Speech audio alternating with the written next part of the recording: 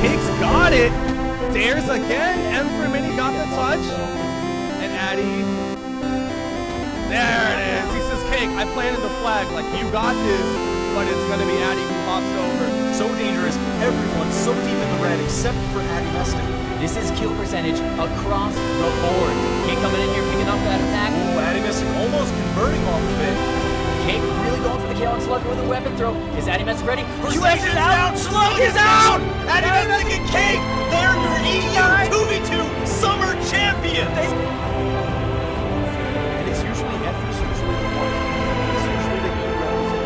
Does this new coach. It's himself in a dangerous spot in there. And Boomy's dead. Wow. Boomy was out. He does get the wall touch. The weapon toss hits. Ground pound attempt. Addy! Oh! Turn around! On Addy Meston's edge game, if that would have hit, the neutral line, killing Boomy. 3-0 from Addy Meston? Retribution from the 2v2s.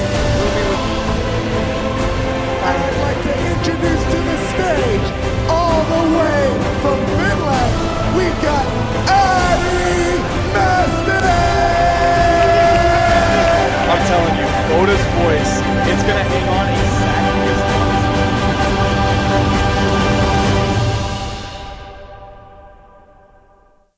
Hello, everyone. Welcome back to the show. Welcome back to the channel. My name is Toast, and this is PopTalks. And we got a really, really special guest for you today. He's all the way from, across the globe, on the other side of the globe.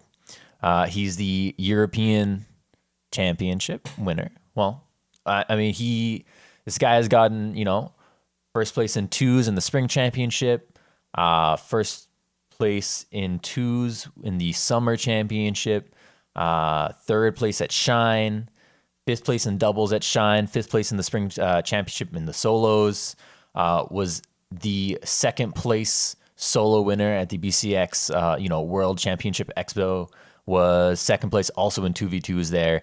His name is Addy Meston. He's here at the show. Welcome, Addy. How you doing? Yo. I'm doing good. Thanks for having me.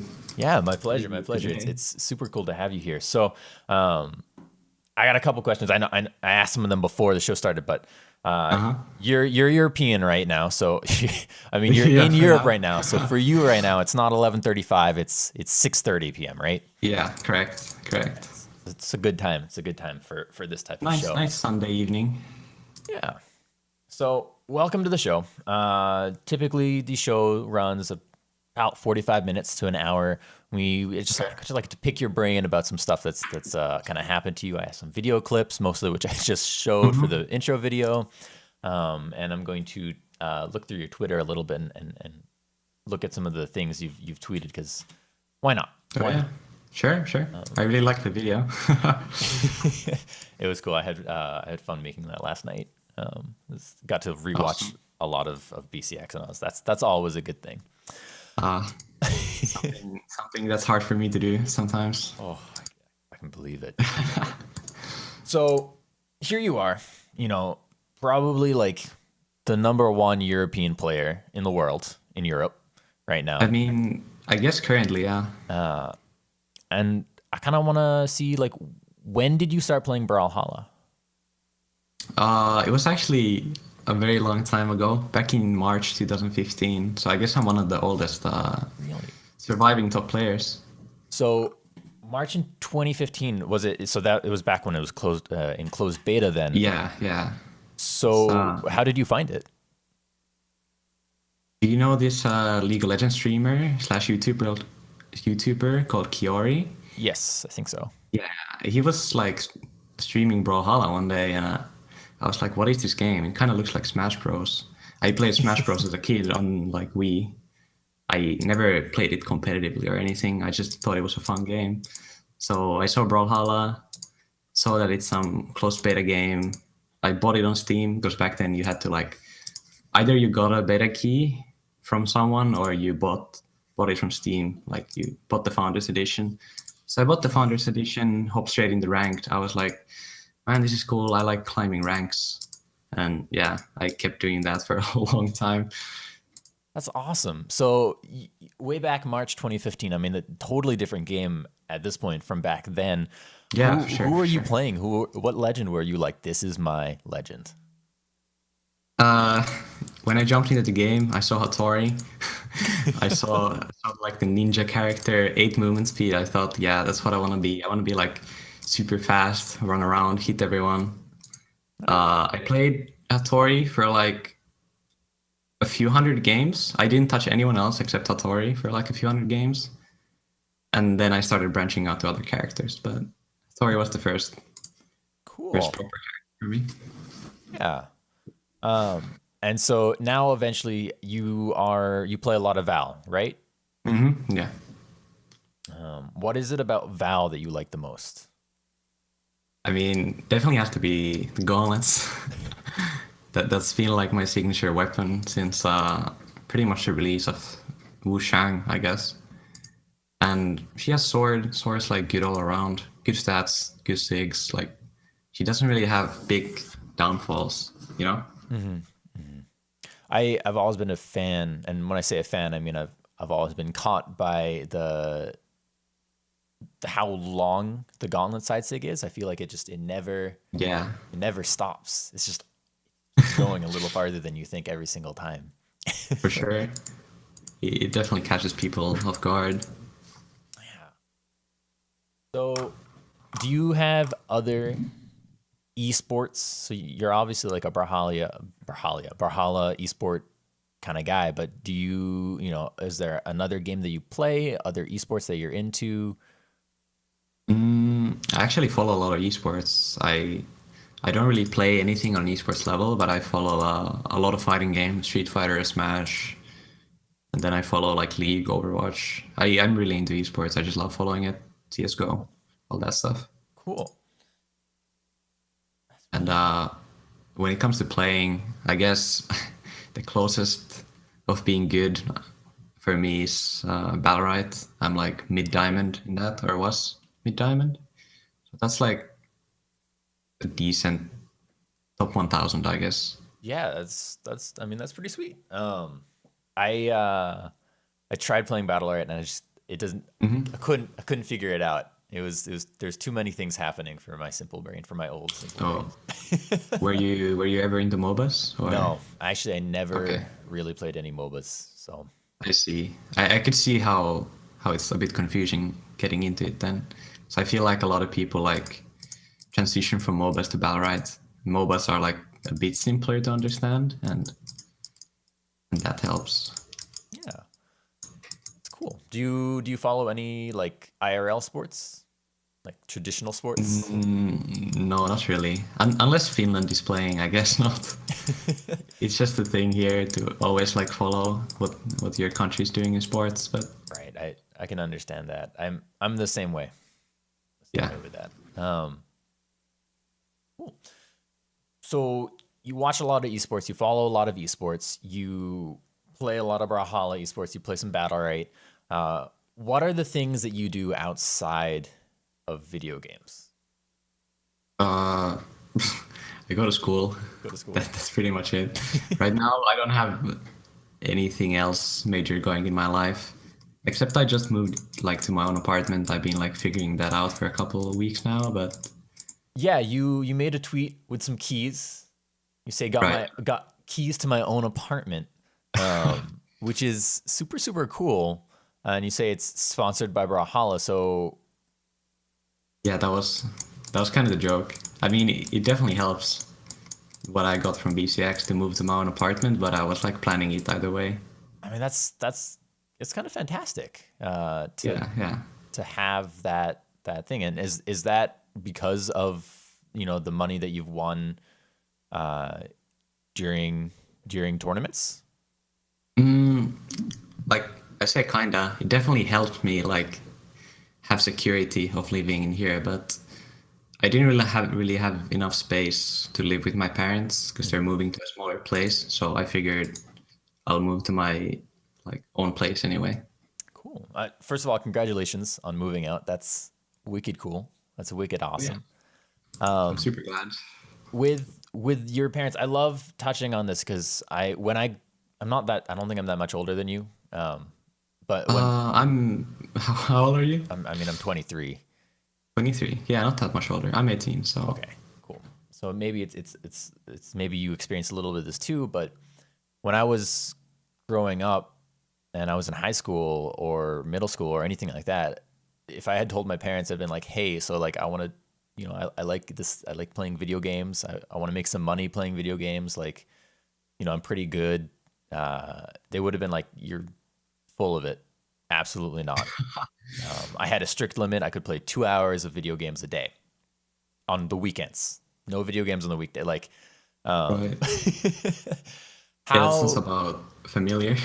Yeah. How have you had to navigate anything with your parents? Have they been understanding, supportive? Like what's that been like? They've actually been super understanding and supportive. Like esports here isn't really a new thing. Like you can even see esports on TV and have been able to for the past few years. So it's like nothing new, I guess, but it was a big surprise for them. I think the first time I actually like talked to them about it was when I got sponsored by Reason, and they were offering me a free trip to BCX, and I was like just had turned 17, and I had to go to like America all by myself, so I had to talk to them about that. But I told them I'll be going to America for free to play a video game event, and yeah, they were supportive about it. And after that, they've let me travel, and they're super glad like to hear how I do. That's fantastic. That's really, really fantastic. I was talking to, I don't know if you saw it, but I was talking to Stevenator a few weeks ago now, and I asked him a similar question because it's so interesting to me because I would never have been something that I could have done with my parents growing up, with my family growing up. They would have been like, don't do that.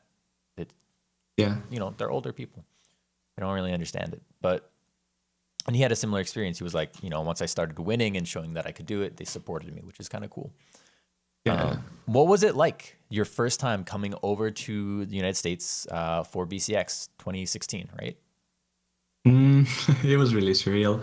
Like just, first of all, I flew to London. Then I met up with like all my recent teammates. That was just an amazing experience. Just people who you talk to on the internet and practice with for like over a year. Just meeting them for the first time, meeting Brawlhalla players for the first time was cool. And then we flew to BCX. That was surreal too. Like just America, very very different from Finland and Europe in general. And being able to go to people and talk to them, even though you've never met them like in real life before, just because you talked to them on the internet was like super cool. Yeah, that's awesome. What was, I guess, of you were at BCX, you were at Shine, you were at BCX this year. What other lands have you been to? It's only BCX 2016, Combo Breaker, Shine, and BCX 2017, like in order. In order, okay. Which of those four do you think was your favorite? I think it has to be BCX 2016. Well, like, as a competitor, it was BCX 2017, of course. It was amazing feeling to have your practice like pay off and get far in the tournament. But just as a person, going into BCX 2016 was probably the most fun. Meeting everyone for the first time and hanging out was great. And I really loved Shine too, because, you know, you probably heard X-Soup's dad rented like a huge Airbnb house for over 10 Brawlhalla players, and that was great. I stayed there with them. They even like funded my stay there with a like stream to get me to Shine. Super appreciative of that. And that was super fun. That's super cool. I saw some pictures of that on Twitter. I was like, that's like all of the pro players are in the same house. Yeah, I remember walking in there, walked into the living room and saw like Doreen, Crocky, Dolphy, Atrophies, like everyone just sparring each other. I was like, what? It's crazy. That's phenomenal. Can you imagine Just make that a reality TV show. Just get all the top Brawlhalla players, put them in a Oh house. yeah. That'd be hilarious. Oh, that's super cool. That's super, super cool. So let's see. So there it is. Thank you. So there were some moments at BCX, at the BCX 2017, the most recent one, and I have a clip here somewhere. I'll see if I can find it. And basically what it was is I was watching the clip, and you were either fighting LDZ or Boomy, and the crowd was totally silent. Even honestly to the point that Sparky, I think, was like, and the crowd is totally silent. You can't hear anything with 150 people, 160 people in this room, and it's totally silent. What is it like? What was it like playing up on that big stage in front of all those people, in those finals? Oh, I love it actually. Playing on stream and having the crowd cheer for me, like brings me a lot of motivation and energy. Like, I actually love playing in front of people. Yeah, that's pretty much it. Like in pools, when I play on the stations and not on the main stage, I actually play a lot worse, to be honest. I can't get my mentality like the correct way unless I'm playing on stream. Cool. So it's that very much you have you're a performer then. You go up. Yeah, and I guess so. There you are, and it's the pressure, like of doing good in front of everyone, like transitions into my gameplay and actually helped me play better and clutch those like situations that you probably see. Yeah, there were a lot of really cool moments. I want to take it back a little bit to your 2v2 team. Mm-hmm. You and Cake have been together for a long time, like a pretty long time, right? Under a year, yeah. Under a year, really? We became a team when they first announced the circuit. Okay, so you were the 2016, 2017 circuit team. Yeah. Although I don't think 2016 even had a circuit. So I think our first tournament together was Winter Championships 2v2, and we came second place in that. Nice. Are you planning on sticking with Cake for the following? Yeah, I mean, that's my plan at least. I still haven't talked to Cake that much about it, but I'd love to stick for the next year too. I think we'll do good. Yeah, that would be awesome. You guys are, biased here, but you guys are one of my favorite teams to watch. And then you went from that Winter Championships, right, where you said you got second place, and then come around the Spring Championship, you went first place, yeah. First place in twos, yep. And then from that point on, I mean, you kind of just swept basically everything you played, and you went to the Summer Championship where you took first place after winning 9 games in a row. Yeah, that was a tough one, but that was probably one of my proudest sets, or like proudest tournaments. That was one of the most incredible things to watch too. It was just you guys. I mean, you popped off, and it was just it was insane. That was for me that weekend. That was like those 9 sets. If that was the best part. It was that highlight. But yeah, I'm glad to hear. Like, shout outs to you casting too. I loved watching the pods. Thanks. That was fun too. That was I had actually driven down to BMG. It was a 20-hour drive for that tournament. Oh yeah. Oh wow. Jesus. Never again. Then you get to shine, and you guys got second. Second place at third place. No, fifth. Fifth place at shine and doubles. I have it in my notes, and my notes are messy. And then third in ones, and then you got second place in the twos at BCX. Yeah. Which did go to a reset, and it was 3-2 both times, I think, in favor of Boomy and Remy. Very close, but what can you do? What can you do? I mean, that's it's so scary when it goes to the reset. It is, yeah. Can you share a little bit of what was going on in your head during those final games at BCX 2017? overall, it's actually really hard to remember because don't know why, but playing intense sets just resets my memory afterwards. I watch the VODs of the games and I remember nothing that happened, but I'll try to remember. So I remember the ending of the first set in 2v2s where I missed my side sig, we lost, Yes. and so forth. I tried to go into the second set pretty clear-headed. I think I actually played better overall in my second set because I was like, okay, we still have one more try. We've done this like a million times before. There's no worries. Like, we got this. But then we went down 2-0. I guess we went for like a complete mentality reset. Like, this is actually our last chance. Like, something needs to change now. Go back to our old standard setup. Queen I Val. We pulled pulled the next 2 games, and I can't remember anything from last game. We just crumbled. Yeah.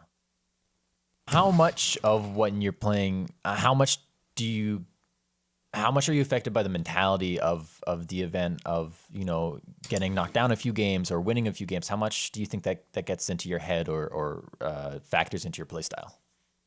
It actually gets into my head a lot. Mentality was like the biggest thing stopping me from like being as relevant as I am right now in like 2016 when I was pretty good as well.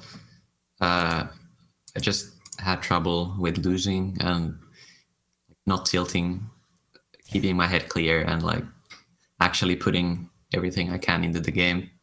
But nowadays I'm pretty fine with it. I've developed my mentality and I think it'll be really good going into 2018 too. Like, even though I'm down, I can still play to my best, I think. If you could give a tip to people, because there's a lot of people who they tilt really easily and they tilt really hard, and you know, it affects their play style, and we've all been there. It makes you tilt, and then you play worse, and then you tilt more, and it's a downward slope. Do you have any advice for people who are tilting? Tilting, or to change mindset or approach the game in a healthier way?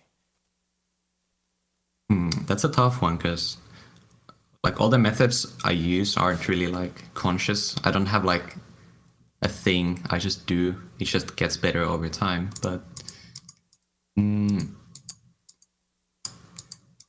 having a tough time coming up with a tip. I guess like a general tip is like, don't be afraid to lose.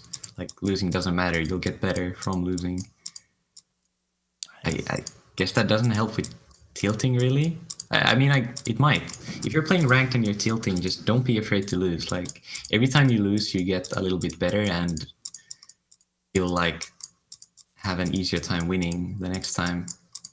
Just remember to clear your head. Don't keep playing if you're tilting or whatever.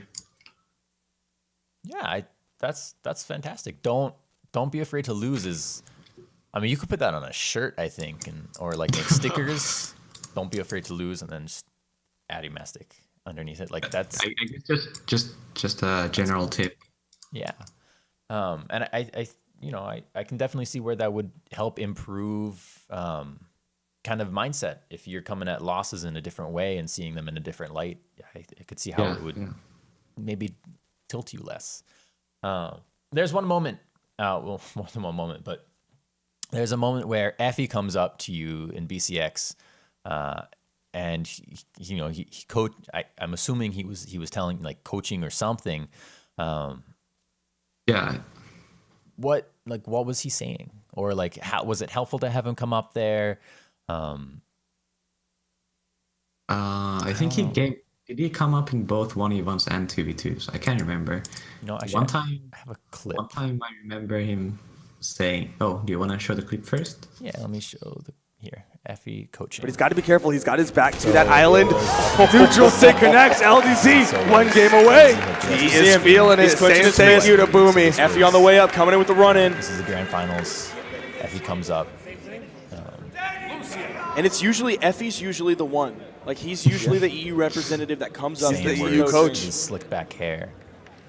Man, I wish we had that kinship in North America. I think he was in that moment. I think he was like trying to just helped my overall mentality and just gave general tips to like clear my head and don't worry about it. Like I'm good enough to beat him and so forth. I don't think he gave me anything like gameplay related. I think it was more like mentality and just cheering me up. Yeah, that's cool. And was that helpful? I don't know. It's I'm not. It wasn't like bad or anything. I just don't know if it helped. Like, I'm glad he did though. Yeah. Cool.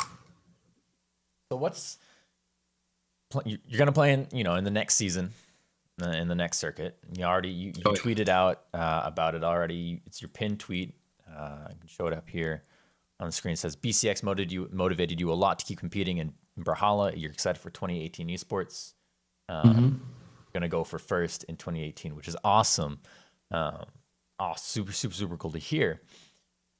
What are your plans outside of Brawlhalla for 2018? 2018. It's actually my final year of high school in 2018. So that's definitely like my main plan outside of Brawlhalla. So like finish up my finals, and in spring 2018 I'll be free. Cool. Are you planning on sticking with esports or going to university, or like what are your plans going forward? I have the army in 2019 January, which is like mandatory in Finland. Okay. So between that and the end of high school in spring 2018, I don't really have any plans. I think I'll probably like focus on Brawlhalla circuit for 2018 and just get a summer job and stuff like that. Cool. That's really sounds like a plan. So you have to do the military thing. Yeah, that's a thing in Finland, unfortunately. That's okay. It's a thing. I think in a lot of places. How long is that? It's 6 months minimum and 9 to 12 months maximum. So it's not too bad. Like I can go on home on the weekends, I think, practice if I need to, and I can travel to LAN events or a LAN event if needed. I think something like that. It's not terrible, but I don't know if I can keep competing in Brawlhalla at the same level. Right. That makes sense. You will show up though at the next LAN event after doing that, and you'll put all of us to shame because you'll have like, your arms will be like 12 inches thick and it's just pure muscle. Right. That's the plan. I can slack on that department now, but once it comes to the army, like I'll be fine afterwards. No more. Yeah. Oh man. For people who are new to the game, people who are new to Brawlhalla, just picking it up, there's a lot of people out there, they watched BCX had 10,000 viewers at one point. I think it was 10,000. So there's a lot of new people. What would you tell them? I mean, first of all, again, repeating my past tip, don't be afraid to lose. Like you don't get good by winning, you get good by losing. So that's definitely my first tip. Just play whoever you like, try to enjoy the game. Don't take it too seriously at the start. Check out some guides, like learn all the basic combos, and that's like the most basic stuff you can do. Yeah. Who in the upcoming circuit, who are the people you're most worried about? Worried about? Let me actually look at all the EU players. Yeah. It's hard to say because at BCX I didn't really fight any other EU players than Viper and Rubin, of course. There wasn't any big events leading up to BCX for a long time, so I haven't like gotten good experience against top EU players for several months now. But I assume I would be pretty scared of Effie. I think he fixed his like mentality issues and has been practicing hard, so I think Effie will do better next year. Same for Cake. Cake's being super good. maybe Viper. Viper was really good at PCX. Was a close set against him. I think he'll do good next year. Ariel, like a new up and comer, Yeah. it's been performing well as well. Yeah, Ariel kind of didn't come out of nowhere, but definitely all of a sudden he was there and he was playing really well. Like he's been playing twos with Spirit Wolf for like a long time, but been very good this year. And for Mini, of course. Yeah, EU has this reputation a little bit, I think, of you never know what's going to happen. Definitely At the end of a tournament, especially, and I think EU also brings out a lot of variety in legend picks, and it's not always just a sword meta like sometimes NA feels like, and that's a really cool thing that EU does that I actually kind of really love, because it, a lot of the North American tournaments, they get predictable. Honestly, they get very. Yeah. You're like, it's going to end up in the final game, and it's going to be like a Bodvar versus a Tori, and they're going to go down that side air. Like, EU definitely has that diversity, and it keeps it interesting. Yeah, that's cool. What do you think about Zul? Zul, that's a tough one. I only played like a few games of him. He seems like a scarier Teros. Like, Teros is like that character that a lot of people pick and just go crazy with, like gravity cancel signatures off the edge and kill people on like yellow. He seems like a scarier version of Teros, but personal experience, I only played a few games of him. I don't even know much about Canon yet, because I haven't been touching Canon. Right. I mean, it's been 3 weeks since 4 weeks since BCX. No, 3 weeks. It's been 3 weeks since BCX. So yeah. But yeah, I've heard a lot of people aren't really liking Zul, but I'm not sure how much of that is how much of people actually don't like them, or it's something new, so people already are just jumping onto the bandwagon of I don't like it because it's new. I could see that. I feel like it's hard for me, at least, to like a new character ever. Yeah. It's just something that grows on you by time. But Zul, nah, nothing like special. Yeah. Pretty weak stats. Like they're cool stats, they're fun stats, but not something that I would actually want to play myself. Right. 4 defense is kind of even with 9 or 10 attack, it's not great. Doesn't really compensate for it. Yeah. Who's your least favorite legend? Who's the legend where they show up, you're like, oh, I fight this one again? I mean, I feel like it's slowly starting to be Olgrim. Really? From fighting Infernmini too much.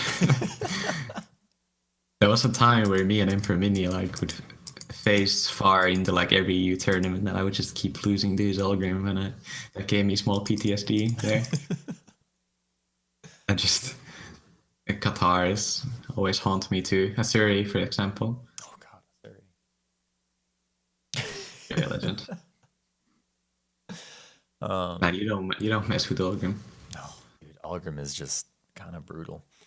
And in a moment, chat, we'll be opening it up for questions from y'all. So if you guys want to start popping some questions you might have for Addy in chat, let us know. Drop them in, and I'll start asking them. But hit me up. Aesthetically, what's the best skin in the game? What's the worst skin in the game? Ooh, that's a tough one too. I feel like Meditative Orion's like actually up there in best skins, in my opinion. Like actually crazy good skin. And Ember, like as a skin kit, probably has the best skins overall. Like Growboard and Ember is insanely good looking. Nightshade Ember I really like. And the new Dragon Val, I guess the new Dragon Val is my favorite right now. Just Dragon Slayer Val, actually. Looks crazy good. Yeah. Let's take a look at that one. I think I know which one you're talking about, but it's my signature one. Oh yeah, it's the one you use all the time. Yeah, it's a cool skin, for sure. Yeah. Wait, you wanted to know what I don't like? Yeah, which skin are you like? Oh, why? Probably Rat Ember has to be. Oh goodness gracious! I don't understand how people unironically use Rat Ember. it's not called Rat Ember, but come on, it is Rat. Meadow Guard Ember.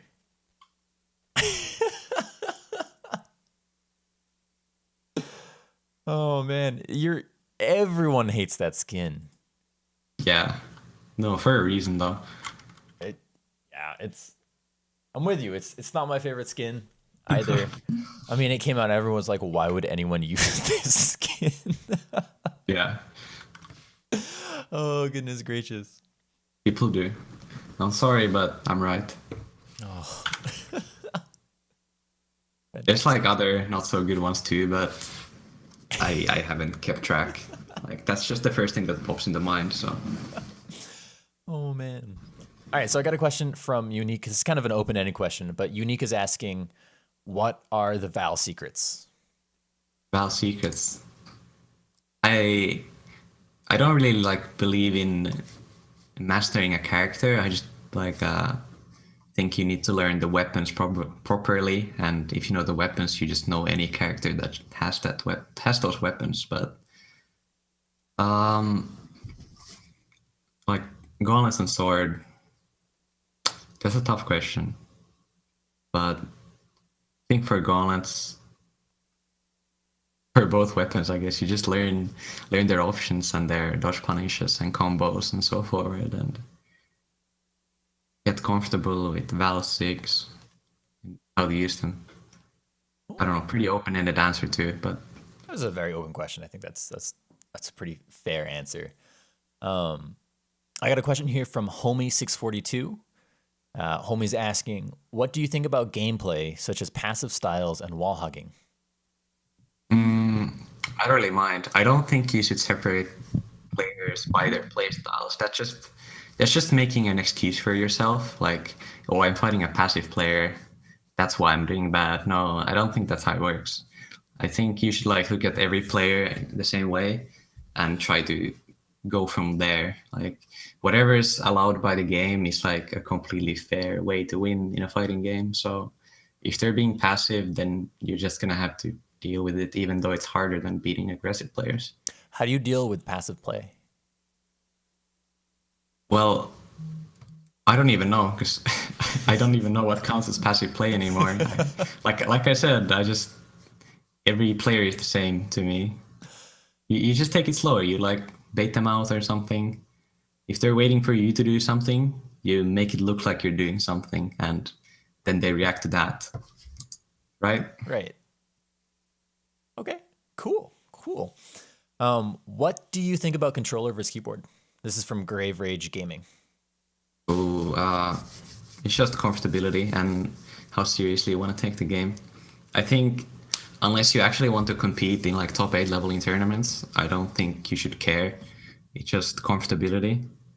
But if you want to take the next step, I say keyboard has better or lower input delay, I think, and much more precise controls. Like I played controller for solid like over a year, probably half my Brawlhalla career I was a controller player, and I switched to keyboard and I could see the effects pretty fast.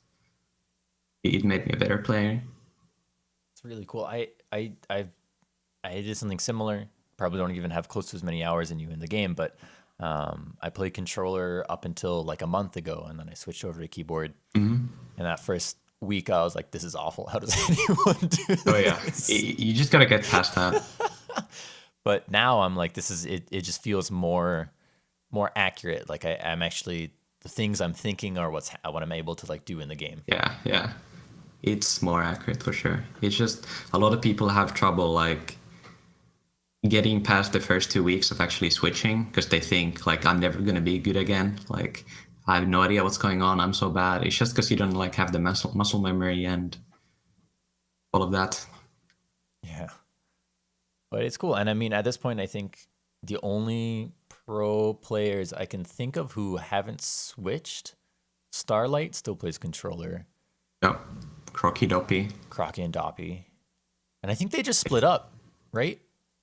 They did. That's what I saw on Twitter. Yeah. Oh my goodness. That's a heartbreak. It's a heartbreak. Together since like forever. Probably one of the first like big 2v2 teams. Oh my goodness. I got a question here from STTP Wilson. He's asking, do you spend a lot of time looking at brackets before you play, or do you not look too much at brackets before your matches, and why? I used to look at brackets a lot, and I tried to like think of all the options, what would happen in the tournament, who would win, who would I face. But I found out that like that gives me way too much stress. I try to not think about it at all nowadays. When I go into tournament, it's just whoever I face. I go in there, fight, try to win. That's it. That way I don't have to stress about the match before it even happens.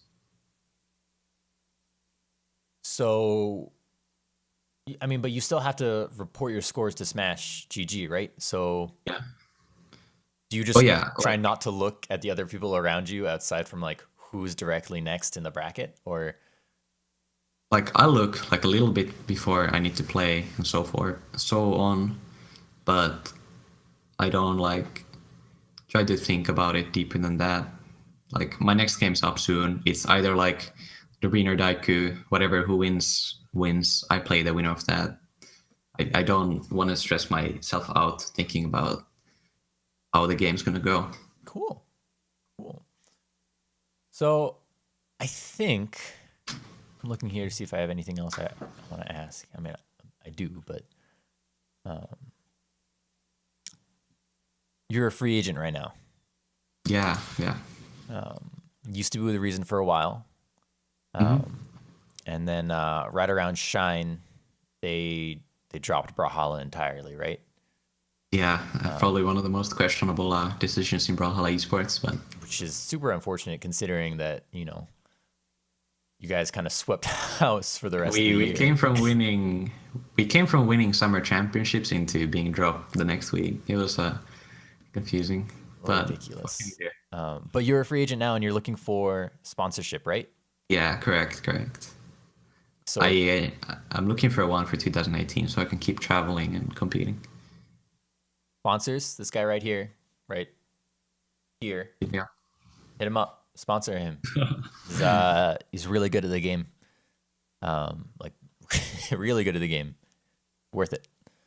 Final question here from Shockwave, and Shockwave is asking, how do you deal with the bigger changes in the game like dash?